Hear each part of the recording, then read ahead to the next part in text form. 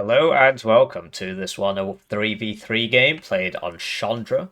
Today we've got Psylocke, Korean name, and probably inebriated, playing as 6th US, 5th French, and 24th US respectively. And they're going up against Tobus, Guy Noli, and Sackle, and they're playing as 119Y, 25Y, and 7th Panzer Division, respectively. So we'll cover the deck reviews, then we'll talk about the map, the matchup, the deployments of the game, and as always, timestamps in the description. Right, so this is the deck review for. We'll go through the NATO ones and then the PACT ones. We won't go through all of them in excruciating detail. But basically, the map that we're on is a PACT favoured map because the close quarters fighting lends itself quite well to T-72s, which essentially they just completely. So the T-72 was like it was in a nice place when they put it into the game, and then they had this bright idea that actually the T-72 is God's gift to mankind or whatever, and they just made it this ridiculous Uber tank, and the prices have been going up ever since. But even now, T-72s are still just massively overperforming, and it's a case of like, well, how much higher does the price need to go? This is very silly. Why? Anyway. So yeah, that's what makes the map good for PACT. In terms of like the divisional choices, 5E is not that great in team games because I mean it can work. It's just generally the division wants to use its mobility, and it can't do that on this map because it's basically a 1v1 map being played as a 3v3. Then we've got probably inebriated playing as 24th. 24th is just kind of a bad division, sadly. They recently received the military police vehicle on their guys. So in terms of this deck, so we've got the fob, which in a team game it makes sense for one guy to bring a fob basically. But what I will say is that this is really bad. It's really not very good. So it's a shame because the cluster one is actually quite decent. But yeah, this is really not very good. There's a reason nobody brings the Eurogun. It's because it's the same as this. And so it's a case of like the 24th player shouldn't really be bringing the fob. But in general, the composition is kind of trash.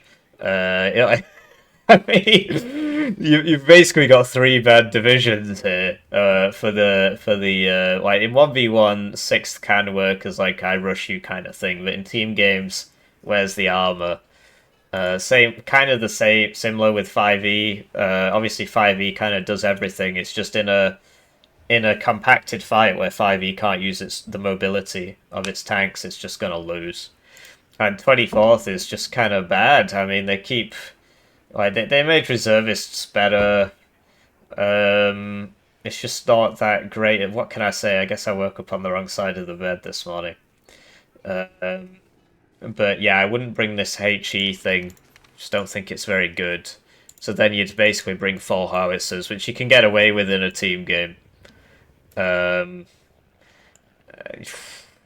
but yeah, it would be nice if you were playing 8th US basically, and then you could just have a better div. But in terms of the supply, you got two supply. This is like it's just classed as armored, even though it's just a tarp on the top. I don't really understand why, but yeah, you don't really have any other good options. Like you don't really want to be. Well, actually, to be honest, you do.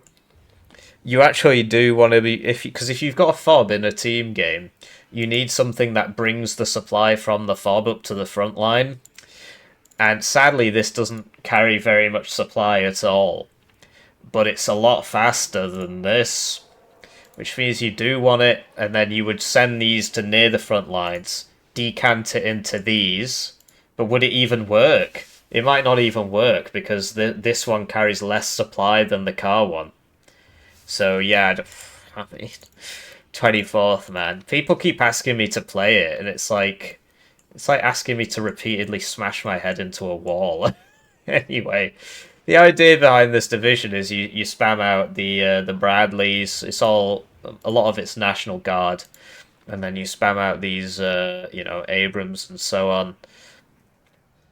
But they come at no vet, and yeah, I mean, I've done a real pig's ear of this deck review, haven't I? But it's just, why are they all playing such shit divisions in a team game?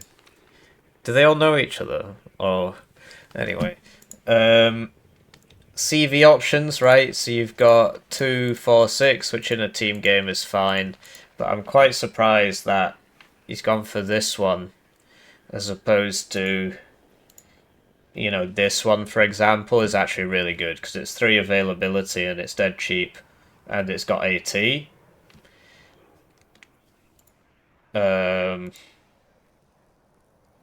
Yeah, I mean, that's all there is to it, really. Or you could get this one, which is also 3 availability, but it's only 3 strength. It does have smoke, but you'll never get a chance to use it because you'll just die straight away anyway. So I prefer this one, personally, and it comes on, or something very similar comes on 35th, and I bring that one when I play 35th, which is also kind of bad. But yeah, it's fairly straightforward. You wanna build up the good Bradleys, right? And then, well, I say good. They've not got the 5 armor. They're all right. And then the National Guard Bradleys, which are just sort of cheaper, and you get a lot of those. So you want 2 cards of that. Engineers are always nice, right? There's this thing with Engineers Flash. I've recently rediscovered that they are in fact viable if you just keep another unit in front of them at all times, but yeah, regular engineers, you can't really go wrong with them. You run up to them, you throw a satchel, you want it at 1 vet so they don't run out of cohesion. And then basically this division has a military police vehicle now, which actually makes it not crap anymore because you put that next to these National Guard tanks and National Guard IFVs, and it makes them not National Guard anymore. But they're vet locked at no vet. And it's like, well, why? Why? Because if you look at the 35th ones, which is also National Guard, these can go up. So what's the difference? Why is that like that? Doesn't make any sense to me. And being at no vet means that even so with the vehicle, the MP vehicle, which is not brought, it will go up to from 0 cohesion to full cohesion in 7 minutes at no vet. But at 1 vet it'll be like 3.5. So yeah, I mean, what else is there to say? They're just not great. If they could go up to 1 vet, they would be good, but they can't, and I don't understand why. Anyway, yeah, so this is the wrong military police, because you want the one with the vehicle, right? And you might as well get the recoilless rifle one, so that's dead straightforward as far as changes go. A card of Fireteam 84, yeah, I do that as well, actually, on a few divs. Well, I suppose on these 2 divs. Because basically, you need like a cheap blocking unit. If the enemy gets around your flank, you can just blow him up on the road with one of these. It's very, very useful. So, and if you need to reinforce, like, obviously you've got the engineers in a truck, but you don't always need those, so I think this is all good. Ito's got boosted in their availability recently, so you get like 1 more of them per card. Because they're 5, but the Conkers is 6, and it's like, well, why? They're the same. But they have 3 strength and a bit more accuracy, but it's like, well, that's reflected in the price. Why are they still receiving less availability? And then a card of Heliborn troops, which, okay, yeah, why not? What else would you even bring? More Bradleys. Probably got enough. Arty we spoke about. You do want the self-propelled mortars for smoke. You can either bring this one, which doesn't shoot as far, but aims faster and so on, or this one, which shoots further and the smoke clouds will be bigger, so you can bring whichever one you want. I think I usually prefer the... Well, I just switch between them because it doesn't really matter. Because this is cheaper, but you get more of them, which is very useful. But then this has bigger clouds of smoke, right? And it shoots from further away, which can also be useful. But this aims a little bit faster. This is probably better if you want to aggressively smoke all the time, because you can get like 3 of them up and do things with that, but you know, this is the one I bring, so. And then for the tanks, we've sort of already covered this, right? So you don't need the CEV. You can bring it if you want at 1 vet. It's just you've got the Bradleys, and the Bradleys will shoot the enemy infantry. And your normal tanks aren't that expensive. Like on 3rd Armoured, you could bring this, even though you've got the Bradleys, because all your other tanks are M1A1s or HAs, and they're all like, you just can't get them out very fast, whereas these you can buy with reasonable speed. And yeah, I mean, so the Meeps are a little bit overpriced for what they are.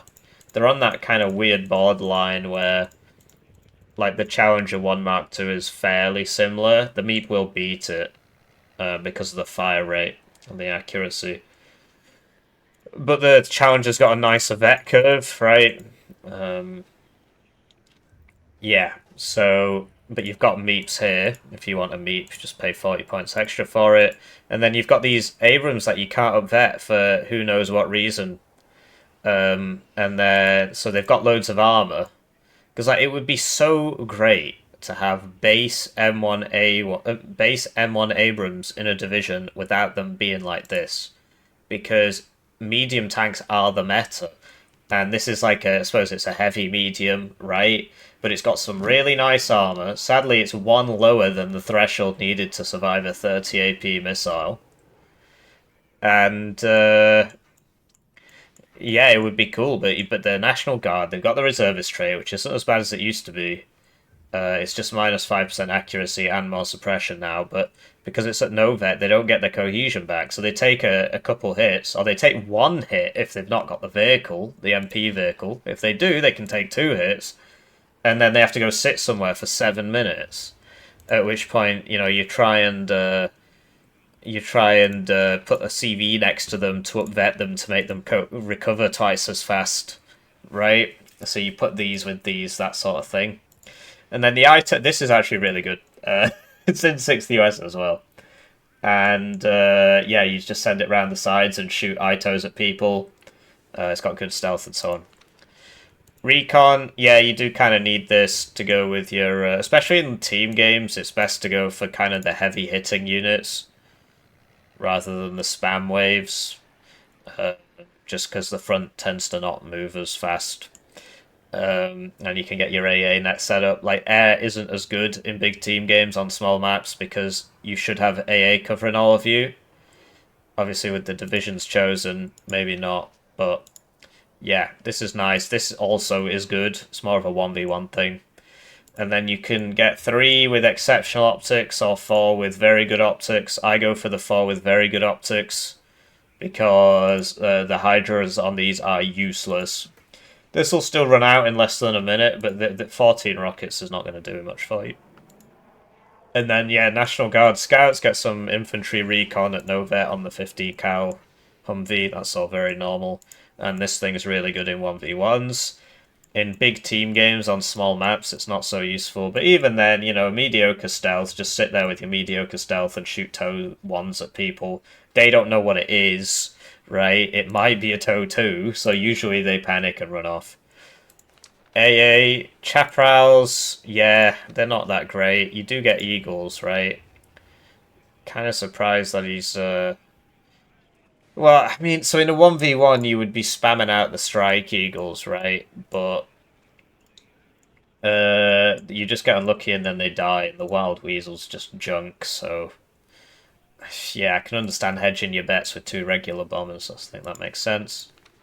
But yeah, Chaparral, okay, and then Stingers, yeah, they're pretty decent.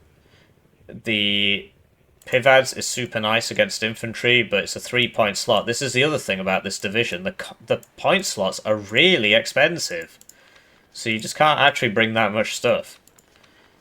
Anyway, National Guard Apache is very funny, right? It's kind of hard to keep alive, but if you can, does a lot of work. And it'll die the same as a regular Apache, so you don't really need all that, you know. You save a lot of money. You save a bit of money. Is it 230 for a regular one? And then you've got this for anti-tank and this for anti-infantry. That's very normal. But yeah, look at the heat. So it's like I want my Apaches. Well, actually, they cost you 3 points each. You know, you get your first one for two. Anyway, this Eagle's kind of good now because it goes the same range as the top as the SU-27. This is like super OP. Ever since they buffed the range on these, it's just ridiculous how well this performs for its price. This is garbage, but you don't have a choice really, because you got to send this out ahead of the Strike Eagle. Otherwise, the Strike Eagle's just going to get hit twice and explode. And yeah, this is a nice little bomber for, you know, if the infantry break through or whatever. Because this takes 4 minutes to reload now. Yeah, so that's the 24th player.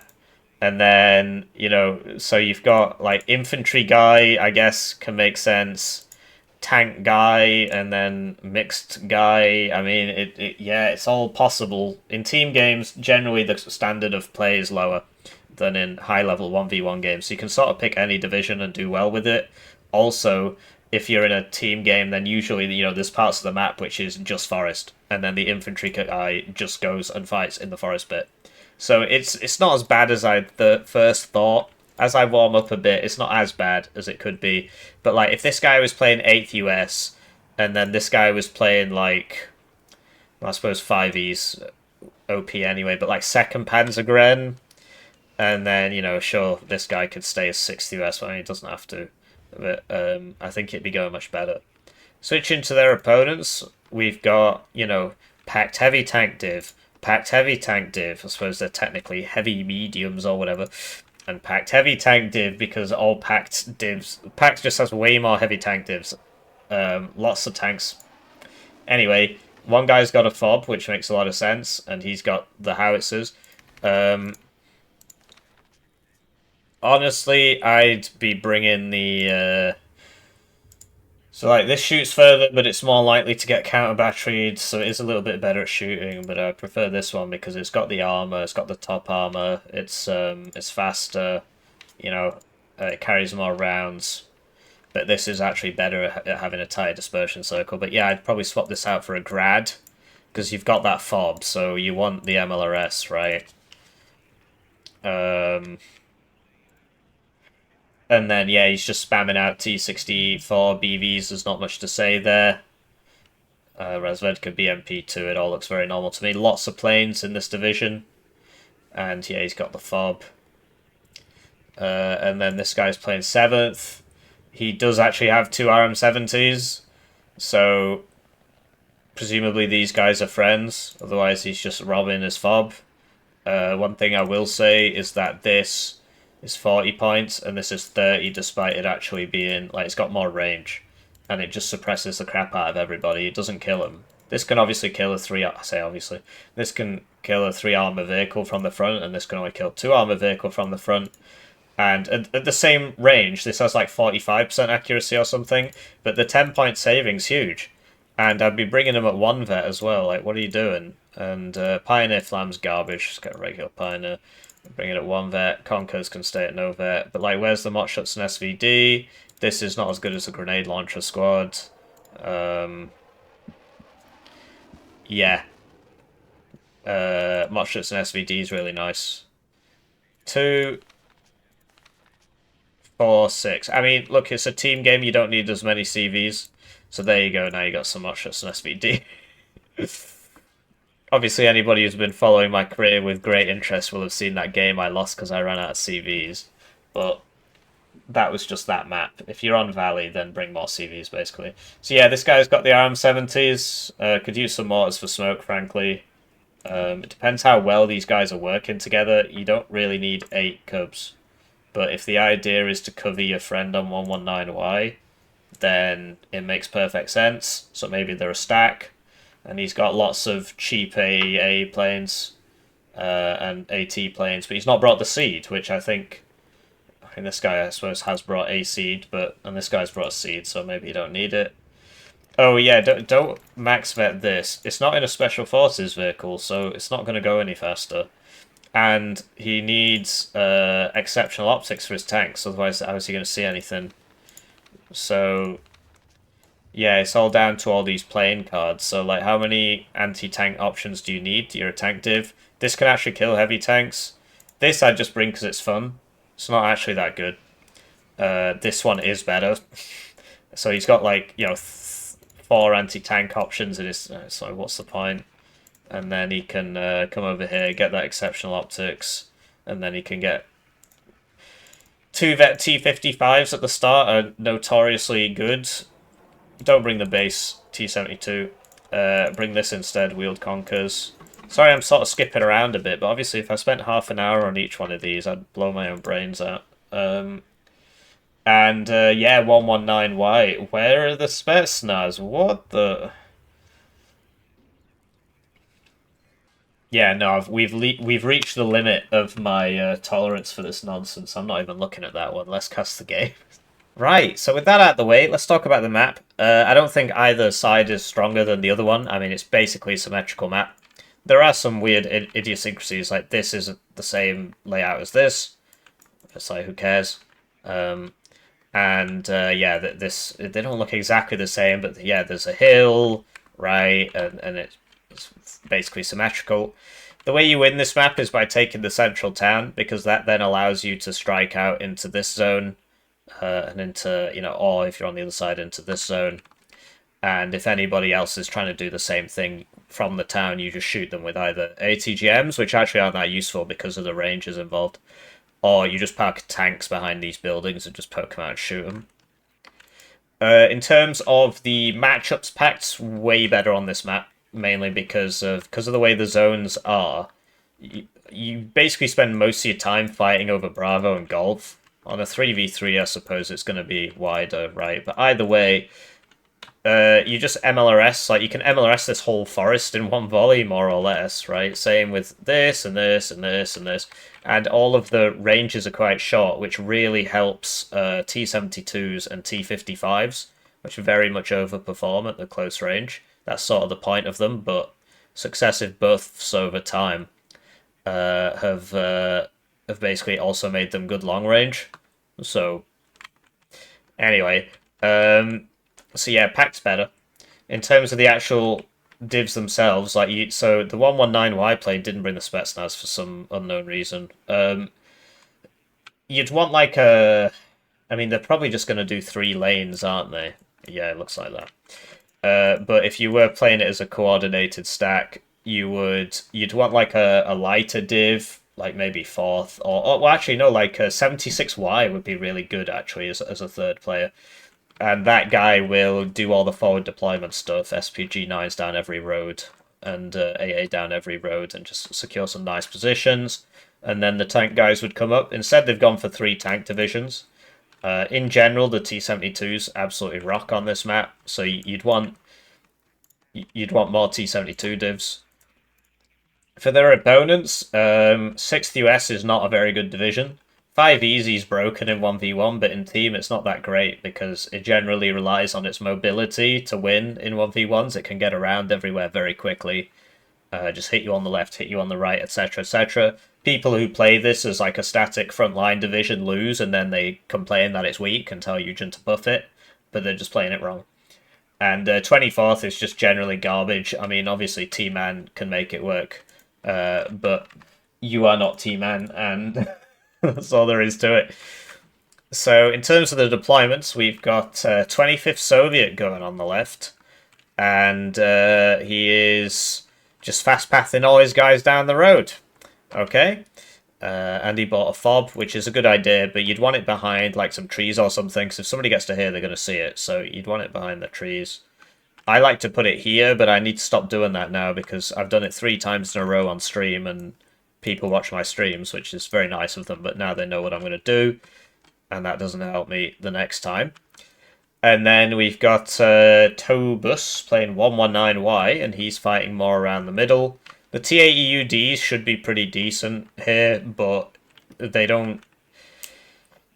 Basically, the closer the range, the less important having a heavy tank is. You want mediums, because of the way kinetic projectiles scale with range.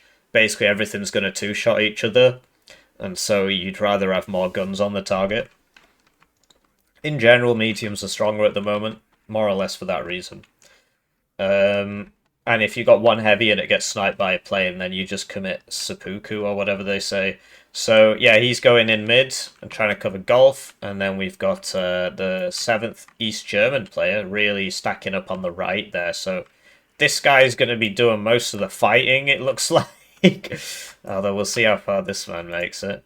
Switching to their opponent's deployment, we've got Psylocke, who you would hope, I was going to say, you would hope that the 6th US player would be trying to fight around here, basically because they would fight in the forests, right? Here to here is a death sentence for them, but you just put some ATGMs there, Humvee, TOW2s, whatever, get an infantry in here, an infantry in here, an infantry in here, and you spend most of your time fighting through the forest, because he has the best infantry of anybody else in the game. 119Y gets Spetsnaz, but he didn't bring them, which is really weird. And on the left... What? Where's the Korean guy? Where's the Korean guy? Oh.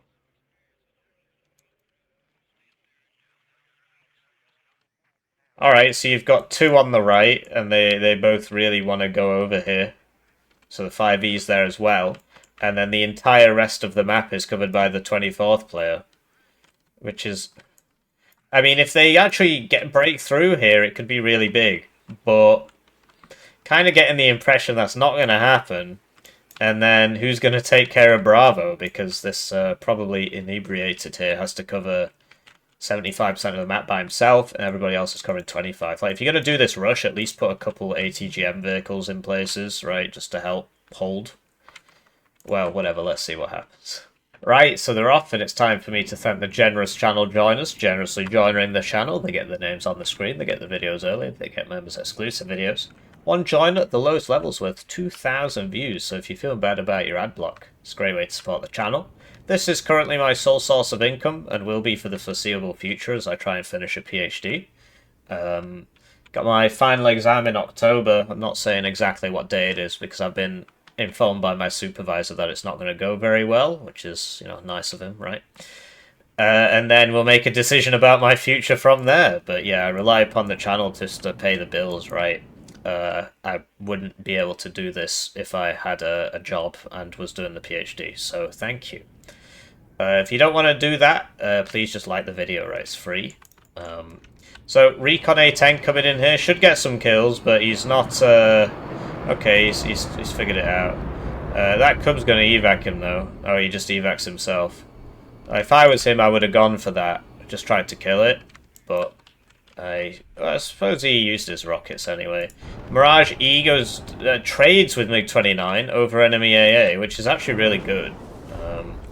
And then this Eagle is probably going to die because... Oh no, Tunguska, it does shoot.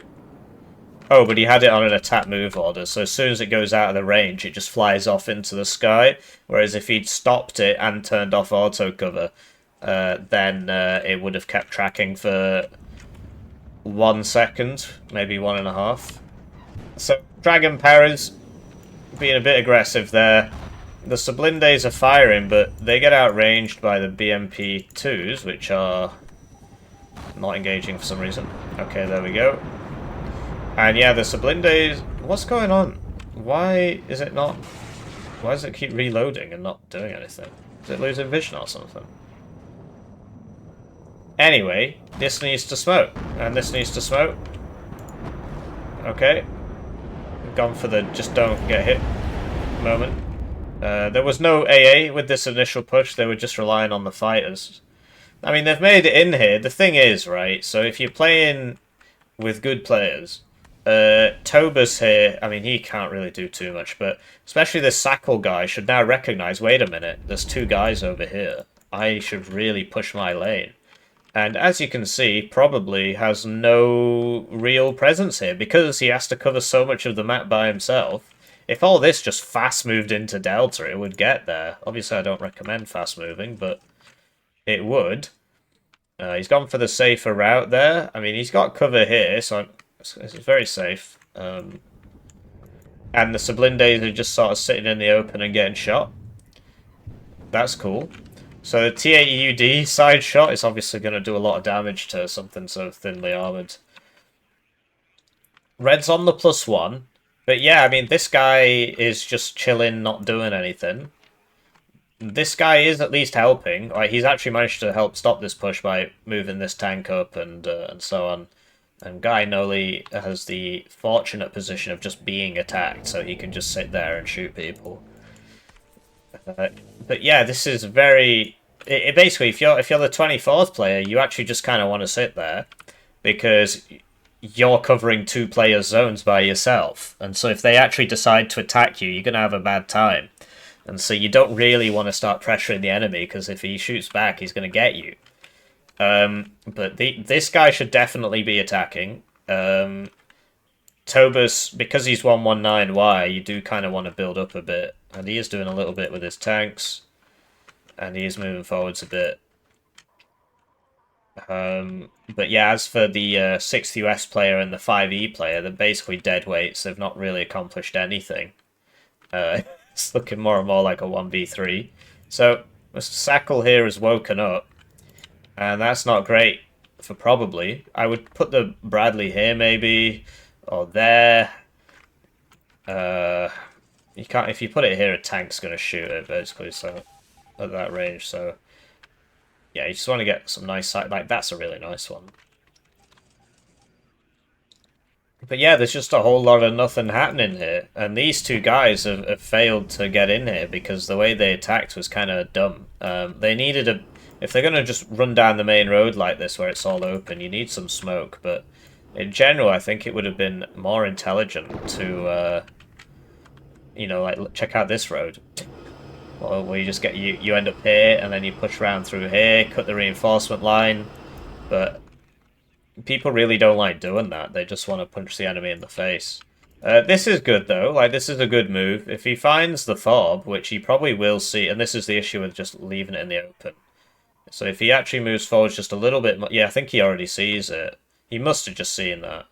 He's not pinging it, though. But yeah, if he just came here, he would see the fob, and that's the end of that fob, right? But yeah, these two continue to just drive down this main road into gunfire. Although Tobus is not using his tank anymore. Sackle's still playing it super safe. And it's one of the things people don't get about team games. If your teammate's being 2v1'd, you should either aggressively push on your side or help him. And look at that, he's found the fob, as we know from the fact that he's pinged it 20 times. Will they do anything about it? In the meantime, yes, the TA2D has been spotted. And Tobus is moving up a bit here, right? The RPO's killed whatever was here. These guys are just feeding as much as possible. Like, they're getting in, but the cost they're paying is so big. That just didn't shoot for some reason. Does this have the... No, it doesn't. Okay, yeah, so this is still bugged then. It just doesn't shoot its missiles all the time. It's because of how high it flies and the angle of the missile. It's got a very narrow window of opportunity to fire, so it tends to just fire one. But yeah, this is not fantastic, really. Like, what you want to do, really, is... and they've got a mortar. Smoke here. None of those guys can shoot you. And then you can use all your tanks to shoot people, and you should probably get a bit more smoke, and like, because you have to smoke over here as well, because they should, like, this should be here, this should have stayed here, like, there's lots of guys to shoot, but he wants it on his lane, right? In the meantime, Tobus at least has the MO, and has realised, okay, I should probably counter push if there's two guys stacked up in this little forest here. The VBL Milan got the fob, I guess? Maybe. I mean, something got it, clearly. So yeah, that's a good find, actually. Oh, okay, he just bought the Alpha one, and that probably got it. But yeah, imagine if you had a Grad, and you just shot this. Or an RM70, you know, if there was a guy who was under, like, a really low amount of pressure, and he could afford to buy some early arty and just RM70 this, that would be crazy, but... It's, yeah, Anyway, if you want, you know, high-level team games, there are tournaments on, but I think the biggest tournament is like a 2v2. There might have been one 3v3 tournament. I don't know if it even happened. It probably did, and I just missed it. Anyway, this thing does have a lot of ECM, but there's a lot of planes shooting it, and I think they will eventually kill it. Yeah, there you go. The real tragedy there is that there was no AA to shoot these guys as they flew over all the front lines. So this chaparral should be up here, because they're very short range, right? Same with this. Like, obviously in that case, the red player dove way too deep, and he did lose a plane there, but it was still worth it. But generally, they're not going to be that dumb. So this should be, like, here, because it just doesn't have the range, right? And this could be, like, here. You know, you put it on the reverse side of the forest, because the forest doesn't actually seem to block its LOS against planes. I think it does against helicopters. I'm not like 100% sure on that plane thing, but it's just I put it on the reverse side of the forest and I've never had any problems. But when there's a helo, I have to stop doing that. And yeah, these guys just continuing with their World War I push. This VBL Milan here, that was cool. He did get some guys. Guy Noli here, not really paying attention. I think he might have got an arty piece. He certainly killed some reinforcements. And he got the fob, which is huge. Here we go. Oh, okay.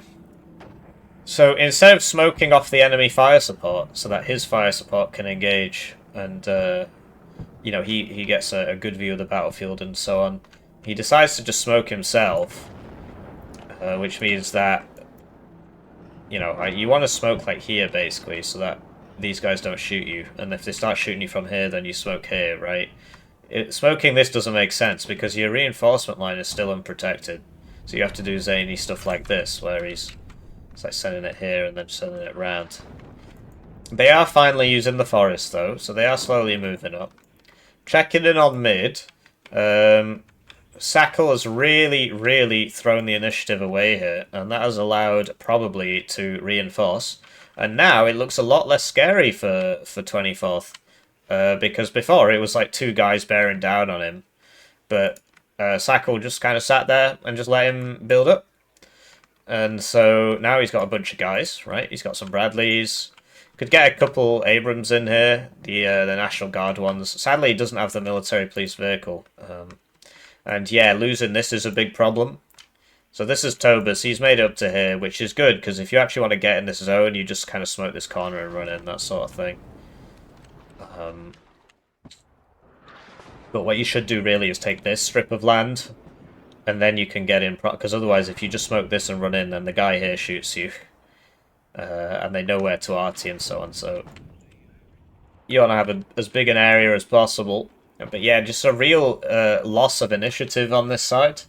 Has allowed probably to reinforce, and he should be alright now. I mean, obviously, Sackle is slowly waking up to the idea of attacking, but he's only attacking with a couple of his guys at once. You see how useful these are? Because they're good stealth. This should be there, and then it could shoot all the way down the road. Because right here, it's not really doing anything. Okay, he's noticed that, actually. Because, yeah, he could have fired one at that. These are ITOs. But yeah, at these ranges, that's typically tank territory, so it is rough for these Bradleys, because they will probably get, like, one shot by... Yeah, exactly. So, interesting bombing run there. On this side, Tobus also being very slow, but his div is kind of designed to sit there and buy TA EUDs, so that's not too surprising. It's like he needs a bit more AA for this, that sort of thing. But hey, the powerful duo here has finally managed to break in through sheer will. If you smack your head into that wall for long enough, you will eventually break through. And a lot of that has to do with the fact that Guy Noli's teammates here have just not helped him. There was a little bit from Tobus, like one unit, which he then sent here to sit in a tree, rather than keeping it here where it would actually be fighting people. He sent it here for it to do nothing. With teammates like these, who needs enemies? And so that has allowed them to just constantly just run guys down this road, and eventually, you know, Guy and all his units are just getting overwhelmed by the quantity. His purchases are a bit strange, frankly. Like, probably couldn't have afforded this howitzer. It should have been like a... You know, there should be a Punkers there, a couple tanks in here. You need to make sure that you don't lose the sides. So here we go, the 7th Panzer player. He's going to do something, but you'll notice that he's just got loads of units sat around not doing anything. And, you know, if you watch some like high-level games, you will see that players generally don't have that going on, or at least as little as possible.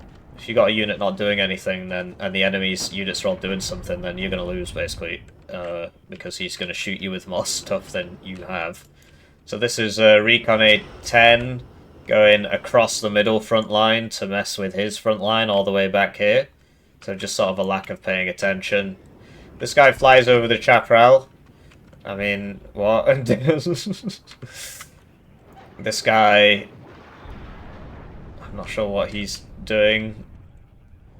Yes, the A10 doesn't make it, as you might expect. But this is slowly working, right? Blue is on the +1, because, you know, probably he's fighting 2v1. And these guys are fighting 1v2, and so... And they're actually fighting, right? So probably going on the offensive here. National Guard laws, so this is also the issue with T-72s. And America in general, their best ATs, the AT-4, they had the opportunity to use that Viper thing. And they just, went on 6 US, and then the Viper, they just gave it like 14 pen. So they could have actually made it really good and had something novel going on there, but they decided to be as boring as humanly possible. What could I say? But yeah, on this side, Blue, they're doing it. They're in. They've got basically the whole zone, because it's... They are actually... I mean, their attack is very strange, but they are actually attacking. You'll notice there's not much fluff back here not doing anything. The only issue they've got is, because of that, you know, probably is cracking under the strain of fighting 2 guys by himself, which means he's going to lose Bravo. His team have now tried to deploy people to help him, but a lot of them are still coming over here. And yeah, typically that would be these 2 guys' remit to make sure this doesn't happen, because like from here you would cap this and cap this, right? But what can I say? So some smoke coming out here to try and smoke that infantry, but you know, they were just right next to a tank and the tank shot them basically.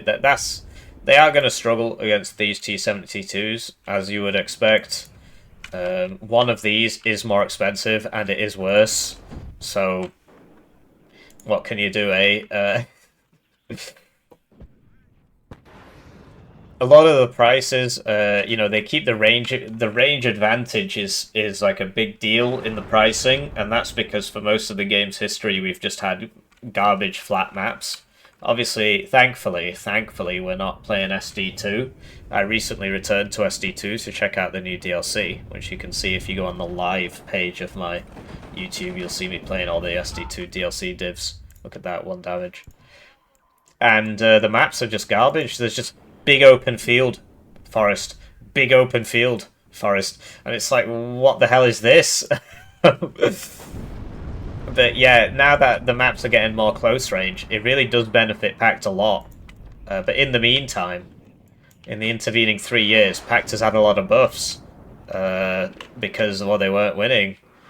And now all of these new maps come in with Southag. They all are all pretty good for PACT because they're closer range, which is something in general I agree with, but you know, it's interesting, the balance is going to have to... I mean, how do you even balance around that? Do you know what I mean? Just keep making everything more and more expensive. So, this is some real big brain Navy SEALs living up to their name here. Yeah, just run up to the enemy and die. Very exciting. Some smoke coming out. Where's that coming from? Oh, okay. It's interesting. So we got a thanks here from probably thanking them for trying to help. They're doing a seriously bad job of it, but I guess their heart is in the right place. But yeah, it's pretty rough for the 24th player having to fight two guys. Because these two, I suppose they've been forced to change it up a bit, but they're sort of going about this all wrong, right? What they need to do is cut this off, right? I suppose they're slowly getting there. And then, you know, like these Grenadier Voltigeurs, they could have come down here and into here, and then, well, what do you know? Red can't get guys in anymore. So, yeah, it's a bit of a weird one. Yeah, it would be cool to get a base M1 division without National Guard. I don't know. Maybe some future DLC or something. Who knows what they're cooking up for us. Or PACT T-72 divs, maybe. I do like the new content. It's just incredible how one-dimensional PACT is at this point. And it makes tournaments really interesting. So DEFCON 2 is happening right now, the 2v2 tournament. And basically the games are like, for the group stages, it's forced NATO versus PACT with the best of two, which is cool. It's the only tournament that does it like that. So I do agree with it as an idea. But basically, NATO gets 7 bans, PACT gets 7 bans to try and counteract, you know, some of the uncertainty that comes with South Ag. And you can basically just ban every NATO div, every NATO tank div.